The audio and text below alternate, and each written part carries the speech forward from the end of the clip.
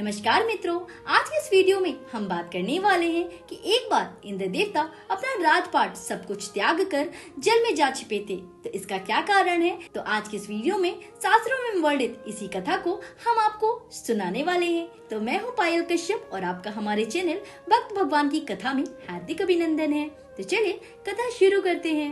एक बार की बात है, त्वष्टा नाम के एक प्रजापति थे। इंद्र से द्वेष हो जाने के कारण उन्होंने 3 सिर वाला पुत्र उत्पन्न किया। वह बड़ा ही तपस्वी, जितेंद्रिय और धर्म और तप में तत्पर था। उस अतुलित तेजस्वी बालक का तपोबल और सत्य देखकर देवराज इंद्र को बड़ा खेद हुआ। उन्होंने सोचा कि या इस तपस्या के प्रभाव से इंद्र न हो जाए। इसी प्रकार बहुत सोच विचार कर उन्होंने उसे फंसाने के लिए अप्सराओं को आज्ञा दी। इंद्र की आज्ञा पाकर अप्सराएं त्रिशिरा के पास आईं और उसे तरह तरह के भावों से लुभाने लगी।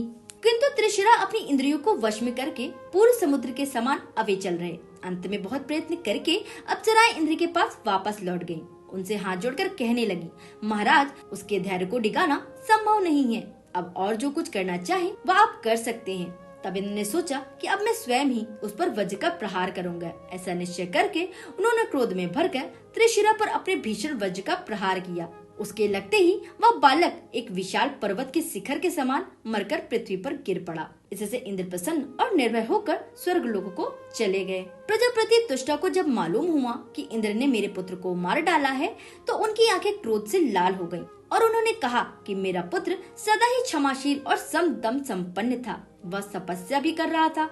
इंद्र ने उसे बिना किसी अपराध के ही मार डाला है। इसलिए अब मैं इंद्र का नाश करने के लिए वृत्रासुर को उत्पन्न करूंगा। ऐसा विचार कर महान यशस्वी और तपस्वी त्वष्टा ने क्रुद्ध होकर जल का आचमन किया और अग्नि में आहुति डालकर वृत्रासुर को उत्पन्न कर दिया और उससे कहा, इंद्र शत्रु, मेरे तप के प्रभाव से तुम बढ़ जाओ। बस फिर क्या था, सूर्य और अग्नि के समान तेजस्वी वृत्रासुर उसी समय बढ़कर आकाश को छूने लगा और बोला, कहिए प्रभु, मैं क्या करूं? त्वष्टा ने कहा, इंद्र को मार डालो। तब वह वृत्रासुर इंद्र की राजसभा में गया और दोनों के बीच भीषण घमासान युद्ध प्रारंभ हो गया। अंत में वीरवर वृत्रासुर ने देवराज इंद्र को पकड़ लिया और उन्हें साबित ही निकल गया।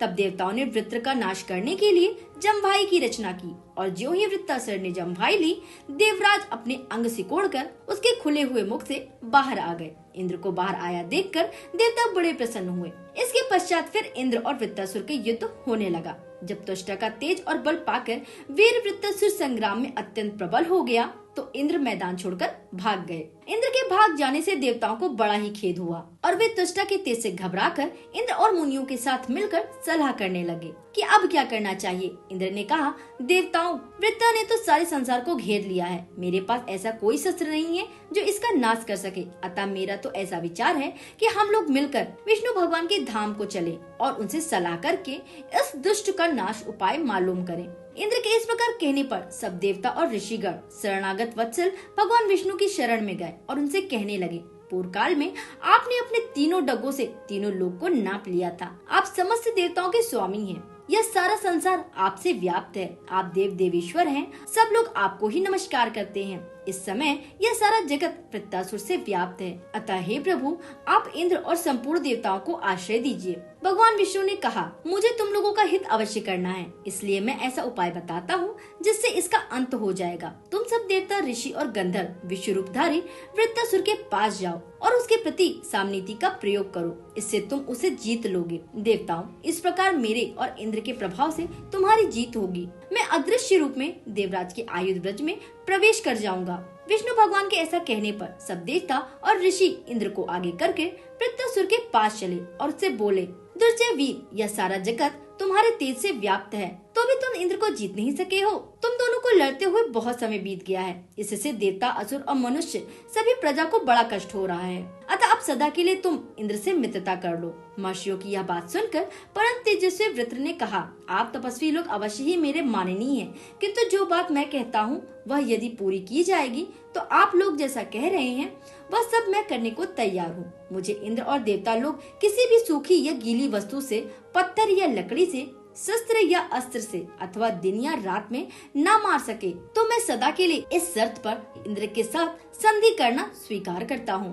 तब ऋषियों ने उससे कहा कि ठीक है, ऐसा ही होगा। इस प्रकार संधि हो जाने से वृत्रासुर बड़ा प्रसन्न हुआ। देवराज भी मन में प्रसन्न तो हुए, किंतु वे सदा वृत्रासुर को मारने का अवसर ढूंढते रहते थे। एक दिन इंद्र ने संध्या काल में वृत्तासुर को समुद्र के तट पर विचरते देखा। उस समय वे वृत्त को दिए हुए वर पर विचार करने लगे। यह संध्या काल है, इस समय न दिन है न रात, और मुझे अपने शत्रु वृत्त का वध अवश्य करना है।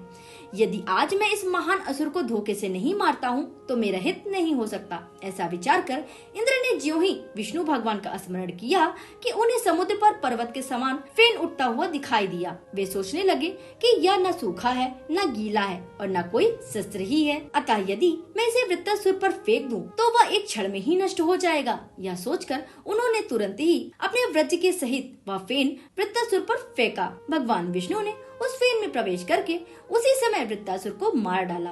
वृत्त के मरते ही सारी प्रजा प्रसन्न हो गई। इंद्र ने देवताओं के लिए भय के कारण बने हुए महाबली वृत्तासुर का वध तो किया, किंतु पहले त्रिशिरा को मारने से लगी हुई ब्रह्म हत्या के कारण और अब असत्य व्यवहार के कारण तिरस्कृत होने से वे मन ही मन बहुत दुखी रहने लगे।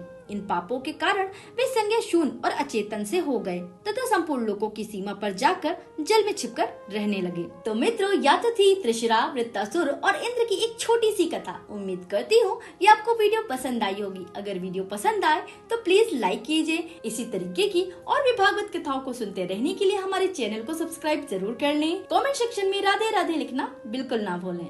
नमस्कार, राधे राधे।